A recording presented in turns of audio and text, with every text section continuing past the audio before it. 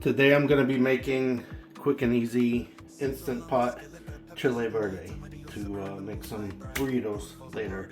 Today is Cinco de Mayo and I'm Chico Blanco, so this is going to be less than traditional. This is about 9 3/4 pork shoulder. It does have the bone in it. I only need 5 pounds. So I'm going to butcher it, cube it up into 2-inch cubes, weigh out 5 pounds, and save the rest to make country ribs for another meal. If you want to do it super quick and easy, just get a can of your favorite green enchilada sauce. I prefer Las Palmas. I've never tried this one, but they were sold out of the mild Las Palmas. They only had the hot, and I don't care for this dish to be spicy. What I have here is homemade Chile Verde sauce. The main difference between enchilada sauce is this has chicken powder, and it has chili powder, and it has cumin. All the other ingredients are basically the same, just in different concentrations. Salsa Verde is also very similar. All 3 items are within just 2 or 3 ingredients of each other. The main difference between this and Salsa Verde is Salsa Verde is raw, obviously. Maybe the peppers and stuff are roasted, but this will be cooked. This doesn't have lime in it. I like my Chile Verde pretty sour, or a little sour, so I put some lime in here. You could just add to this. A lot of the restaurants, they use bell pepper because I guess they're less expensive. I don't know why. I don't care for that. I like poblano and jalapeno. And that's what I have in here, and that's what's also in here. You can sear off the meat, brown it in the Instant Pot. It does have a sear setting, but for this amount of meat, it's gonna crowd it, and I'm gonna have to do it in like 3 batches. So I'm gonna cook it over high heat in cast iron, off camera. You just need to get color on it because it's gonna cook in here. So I'll be back.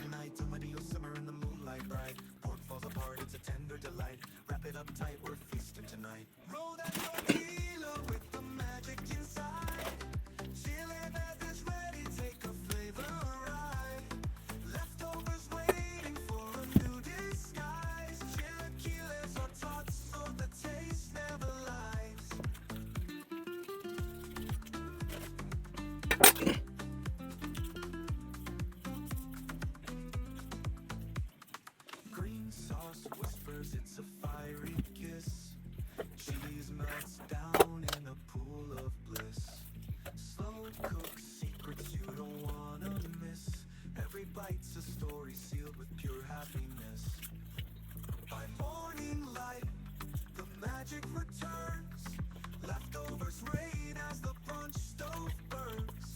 Chilaquiles crowned or tots getting dirty. This kitchen table makes our life so sturdy. Roll that tortilla with the magic inside.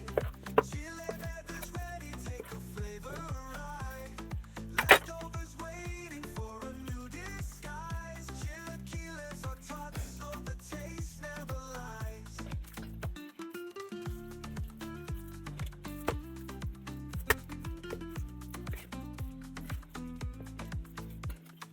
Late night echoes, it's all in the air.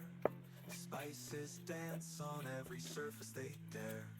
From plate to mouth, no moment to spare. A burrito life gives more than its share.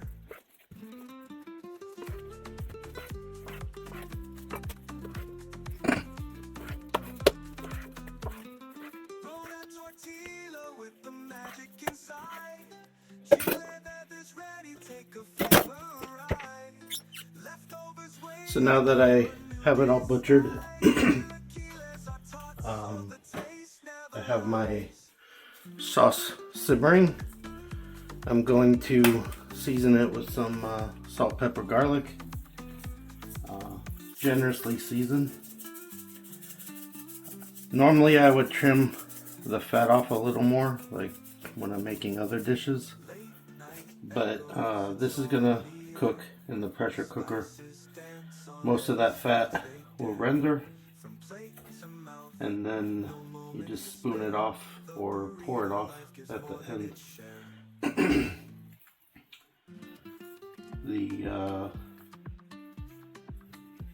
I'm gonna, like I said, sear this, brown it off camera in a cast iron skillet with a little bit of olive oil, and then I'll deglaze the skillet with just about a cup and a half of water, and I'll add that to everything, and we'll set the pressure cooker and be good to go. I'll see you in a little bit. I decided to do some of this on camera. You want to make sure the oil is nice and hot just before it starts smoking. Add the meat. Leave an inch or two in between each piece of meat. Don't overcrowd it, otherwise you end up boiling it. After 2-3 minutes, give your meat a little look. This has only been about a minute, so I want it to go more. And you make sure to get all 4 sides. This is about the color you want. It took 3 minutes. It is a little windy out, so I had some uneven cooking, but I just adjusted my pan. And like I said, try to get all 4 sides if you can. This first batch is about done. One thing to keep an eye on is the fond on the bottom. If this starts to blacken, it's not going to taste good. So what you can do is deglaze in between batches and start with fresh oil. Mine's looking okay though, and I have 2 batches to go probably, so I'm hoping I don't have to. The meat's brown, turn the pan to low, and add about a cup and a half of water.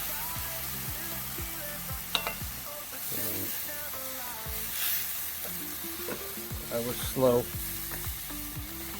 so I got a little bit of scorch, but it's coming off clean.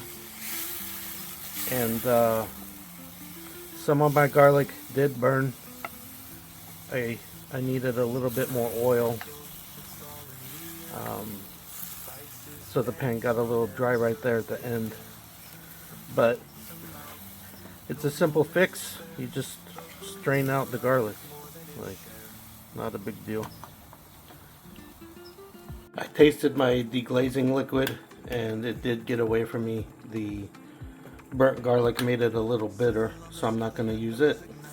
Instead, I'm going to just add a little more salt, pepper, and garlic, and some chicken stock.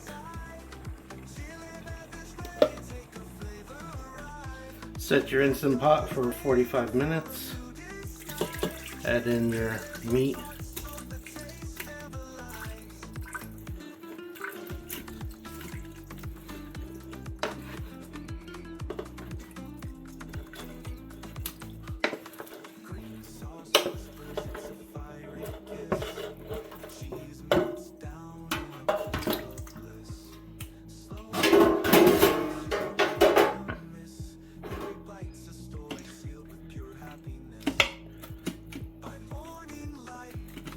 Kind of spread it out, get it down as low as possible. Add your enchilada sauce.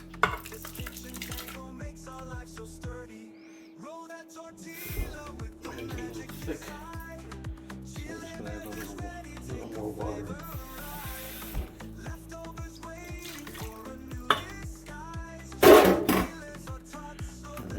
give it a mix. Get the different sauces or the liquids incorporated with each other. Make sure all the meat is coated.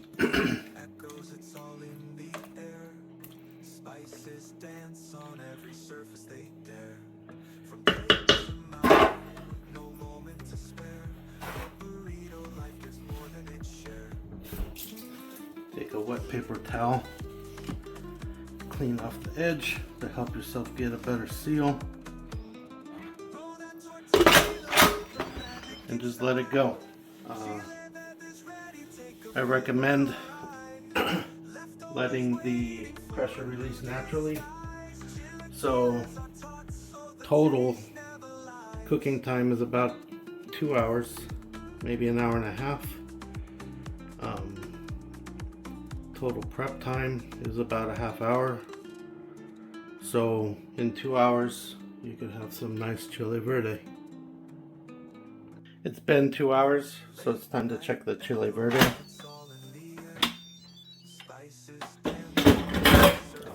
It smells great.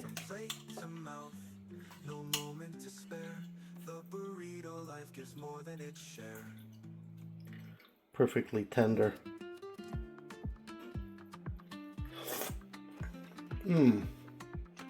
Delicious.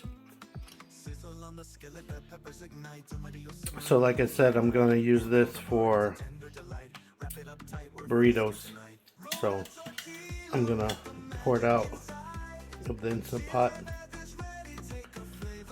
Separate the meat from the liquid so I could skim off the fat. And then let the meat cool, shred it, and then add the liquid back to the meat. So I got my meat cooling and my fat separating in my fat separator. It's a nice little gadget, especially if you make gravies and stuff. You pour the hot liquid in here, let it set for about 10 minutes. All the fat raises to the top, but when you pour it out, it comes out the bottom. So technically I could just add it back right now, but I want to let that meat cool. Another option would be just to spoon off the top, or if you're not going to eat the food today, you could put it in the refrigerator. The fat will harden and then it's really easy to take off. My chile verde is cooled off nicely, so I'm going to start the process of shredding it.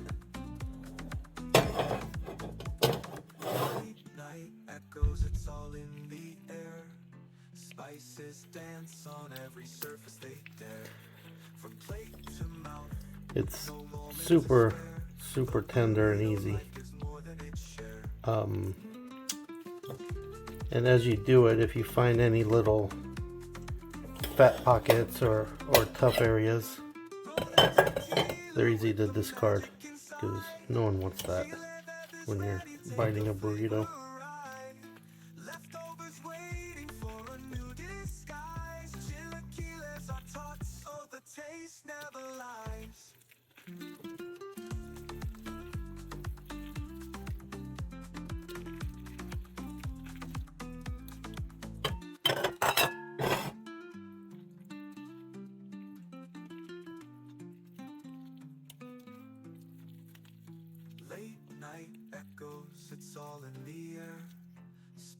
So I shredded the pork, took out some decent amount of fat, a little bit less than I expected, but I did trim the meat fairly decently. It was sitting in some of the sauce, but it's looking a little dry to me still. So I'm going to add back some of the sauce and kind of, it'll soak it in. And that's going to make some really good burritos. You can see it did separate the fat, so what I'm going to do is get a jar and pour the rest of this out, throwing away the fat, and I'm going to save it to make the burrito's wet, I'll just pour it over the top. Add some cheese, throw it in the oven. This is gonna make a lot of burritos. So what you can do is after you make the burrito, you individually wrap them with cling wrap, and you could freeze them. And you can either warm them up, and I like to either warm them up in the microwave and then in the fry pan to kind of crisp up the tortilla. I don't like a soggy tortilla. Or you could also throw them in the oven at 350 for about a half hour, 20 minutes, and warm them up.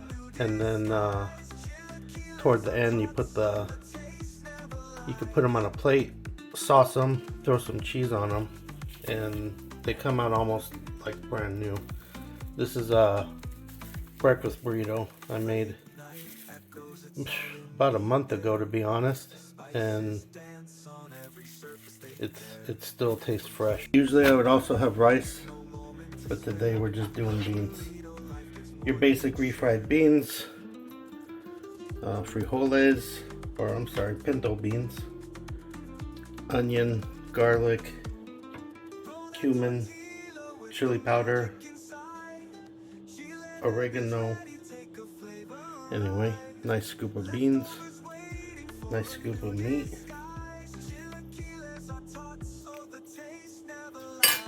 some cheese,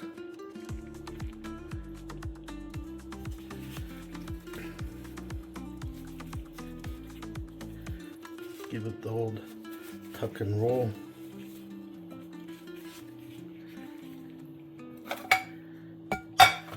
Plate it up.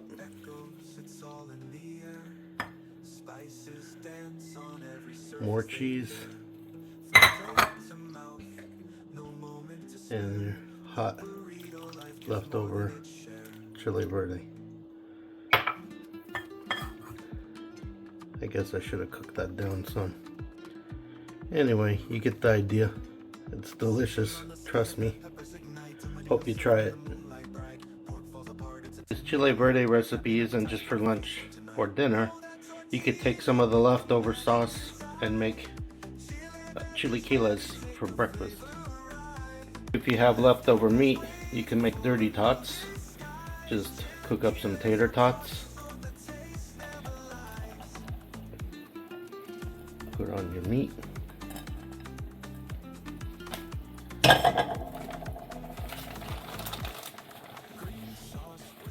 A little bit of cheese. And cover with a nice fried egg. Also good for breakfast, lunch, or dinner.